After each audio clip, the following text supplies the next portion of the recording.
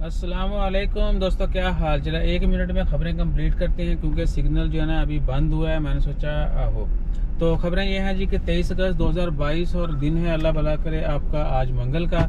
एक तो खबर है कि सड़कों पर अगर आपको कहीं सुल्तान कबूर स्ट्रीट के ऊपर आते जाते रश नज़र आए या कहीं पर ट्रैफिक बिल्कुल ही बंद नज़र आए तो परेशानी होना। तुर्की के मिनिस्टर आए हुए हैं एक दिन के दौरा पर ओमान में।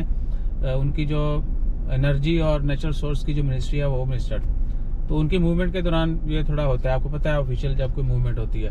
और उसके बाद जबल अख्तर वाला जो फेस्टिवल है वो शुरू हो चुका है, 27 तारीख तक जारी रहेगा। मेरे ख्याल से कोई अच्छा दोस्त प्लान बनाए यार, हमें भी ले जाएं साथ में फ्री, और असी थानू जुगता सुनावांगे, तुसी सानू सैर करा दिया जे।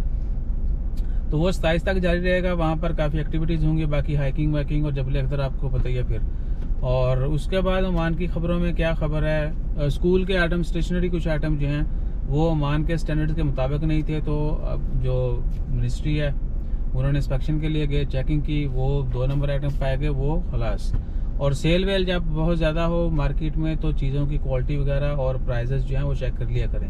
ये नहीं कि ओरिजिनल 100 है तो 70% के बाद आपको 20-30 की मिल रही है, नहीं, ऐसा नहीं होता, ठीक है ना। क्वालिटी और ओरिजिनल प्राइस, थोड़ा सा टाइम दिया करें इन चीज़ों को चेक करने में।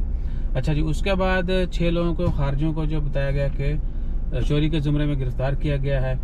और उसके बाद आज की खबर टॉप की क्या थी, टिप टॉप की खबर भैया वल्लाही कोई बड़ी खबर नहीं है फ़िलहाल। ये जो चंद अहम थी वो मैंने शेयर कर दी हैं। बाकी देखते हैं जैसे जैसे शाम बढ़ती है कोई मज़ीद अपडेट्स आती हैं तो वो भी इमीडिएटली शेयर करेंगे। अपना ख्याल रखिएगा, दुआ में याद रखिएगा। जज़ाकल्लाह, अल्लाह हाफिज़। और साडा सिग्नल जड़ा ना खुलन लग गया है।